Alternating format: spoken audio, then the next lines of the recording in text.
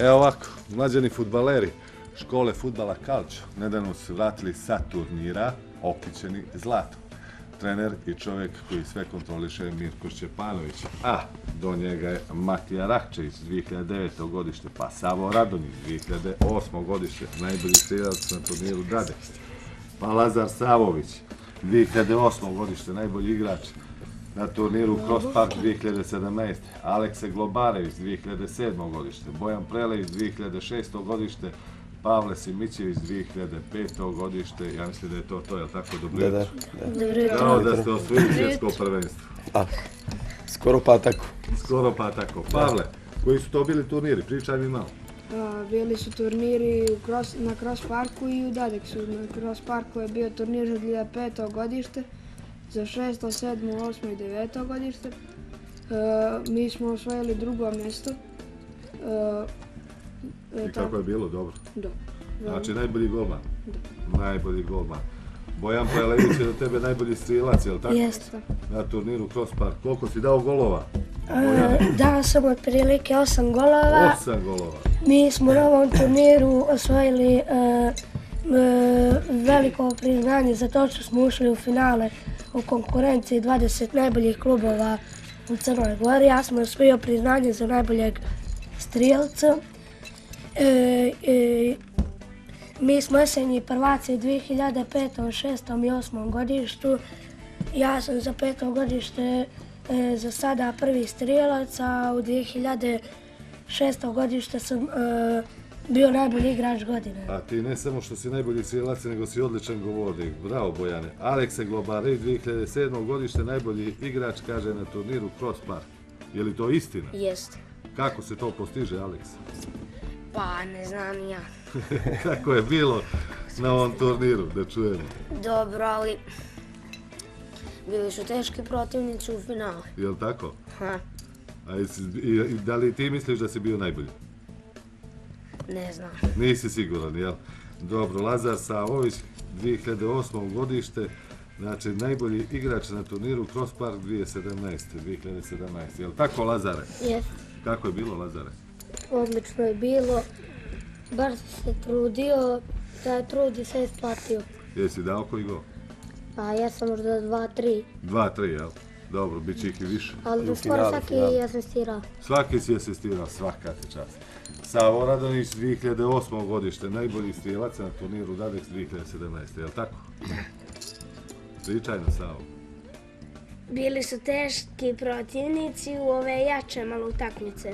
A koji su bili najteži protivnici? S kim ste igrali sve? Igrali smo protiv Elektrona,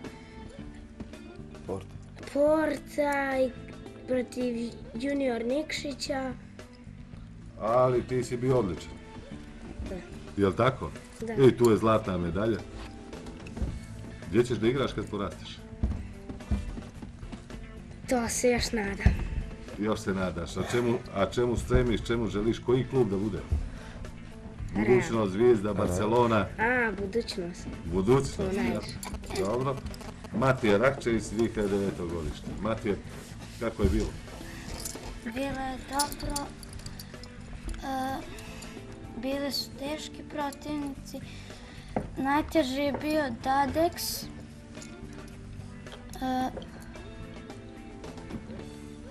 A ti si bio odličan. Jeste. Jel tako? Jeste. Evo ovdje imamo i neke kadrove sa tih turnira. Mirko, a evo ova djeca vidimo kako oni to rade. Pa, dobro, to je možda najbolji uzrast za početak neki. Danas se počinje sa 4-5, ranije je bilo 12-13. Mi smo jedinstvena škola u Podgorici, a i mislim u Crnoj Gori. Mi krećemo, to je djeca kod nas kreću da treniraju sa 5 godina. Znači ta grupica od 5 godina, to je bukvalno još vrtić, baš ta grupa je baš velika, imamo dosta djece. I sad vi odmah krećete da reklamirate školu, ja? Ne, što se tiče turnira. Dobro. Oba dva turnira na koji smo igrali su više od 50 ekipa. Mi smo prijavili 7 ekipa i ono što je bitno, sa svih 7 ekipa koje smo prijavili ušli smo u polufinala. Sa svih 7 ekipa, znači to je najviši uspjeh od osnivanja fudbalskog kluba Calcio. ući. Bilo očekivano, jest. Pa jeste, s obzirom koliko radimo i imamo veliki broj djece, znači to smo i očekivali. To je velika posvećenost, veliki rad, jest. Kako da ne, ja i moj kolega kojega moram pomenuti, koji je zaslušan koliko ja za sebe uspjehe, Željko Marđinović. Znači, bukvalno svaki dan smo tamo po 6-7 sati na terenu i sa tom djecom radimo. Mogu li ova djeca da stignu sve svoje obaveze? Mogu, kako da ne. Sva djeca u našoj školi su podijeljena po grupama zavisno od uzrasta, od kategorija, da li su takmičari ili da li su djeca početnici.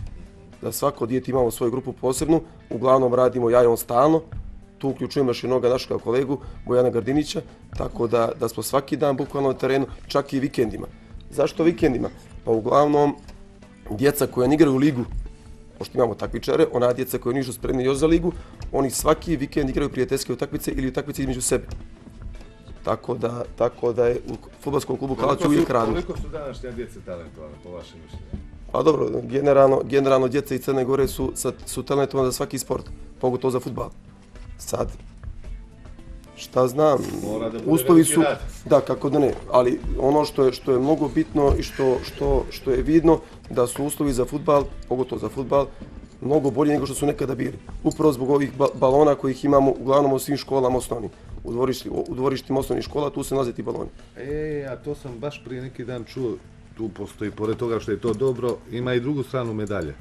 U jednoj od tih osnovnih škola ima problem što onda djece ne mogu da organizuju nastavu fizičkog vaspitanja.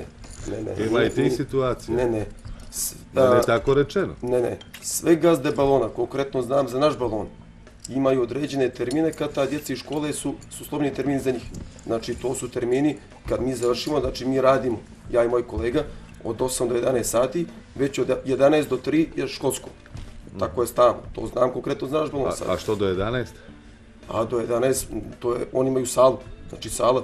Aha, ja sam tako čuo, ali mi ćemo to da ispitamo svakako ovih dana. Slobodno ispitajte, to je tako. A to je u nekoj od osnovnih škola? Za našu školu to znam, sad za ostale ne znam, ne mogu da tvrdim ono što ne znam. Jer se danas mnogo više računa vodi o mlađoj populaciji, o pionirima, nego što je to možda bilo ranije. A dobro, znate kako, mi smo fudbalska škola, a kod nas djeca treniraju od 5 do 12 godina, a već od 12 su oni pioniri i oni idu, oni idu na veliki teren. Znači, pioniri su već na velikom terenu od 12 godina. To su već fudbalski klubovi. Mi smo škola i mi se baziramo na djecu od 5 do 12 godina. Već od 12 su oni pioniri. Znači, tu postoji razlika između škole i fudbalskog kluba. Mnoga djeca odlaze na ove kampove inostrane, bilo da se radi o Realu, Barceloni. Da. Kakav je vaš utisak po tom pitanju? Ne znam oko tih kampova mnogo, ali konkretno naša 3 dječaka su bila na kamp Reala. Prvi je pošao Bojan Predlić, koji je dječak koji je otvorio vrata svima. Dječak koji je bukvalno pravi biser crnogorskog fudbala. Posle njega sad konkretno u januaru su bili Luka Tatar i Dragutin Šaranović, gdje su normalno uz Bojana promovisali prvo u Crnu Goru u Velikog kraljevskog klubu, a onda i fudbalski klub Kalać. Znači svakako veliko iskustvo za tu djecu, ti kampovi po meni, ne znam sad već. Znači rađat će se novi Gullit, ako Bog daje, Ronaldo, Savićević i Mijatović. Da će Bog. Odlično, hvala vam puno na ovom gostovanju, na ovom razgovoru i na ovom druženju i mnogo uspjeha i mnogo medalja u narednom periodu. Hvala. Ja bih samo htio da kažem da ću preko mojih agenta i agencije otići da igram u 4 evropska kluba, 2 u Njemačkoj, 2 u Italiji. Već sam bio u Akademiji grada Hamburga i u Atalanti. I kako je bilo, Bojan? Dobro, super je bilo. U Atalanti sam na 3 utakmice dao 11 golova.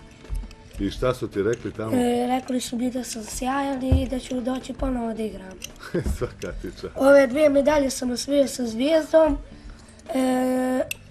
Pozvali su me da idem na 3. turnir u Italiji koji organizuje Inter Milano. Ja ću sve svoje pripreme pred svaku probu raditi na Zlatiboru. Ovom prilikom pozdravam sve iz Konačišta Sunca. Pozdravljam moje navijače, posebno mog navijača Milu Nilić. Sjajno, a kad je to za Italiju recimo? Pa brzo će to biti kad moji agenti i agencija to srede. Bravo, sjajno, to su prave stvari. Imate razloga da budete ponosni. Da, već on ima agenta koji prima već stipendijski ugovor, ima dječaka. Sjajno, super. Istina je sve. Hvala još jednom na ovom razgovoru. Hvala vama. Živjeli puno sreće. Bravo, Evo bravo. čuli ste, poštovani gledalci.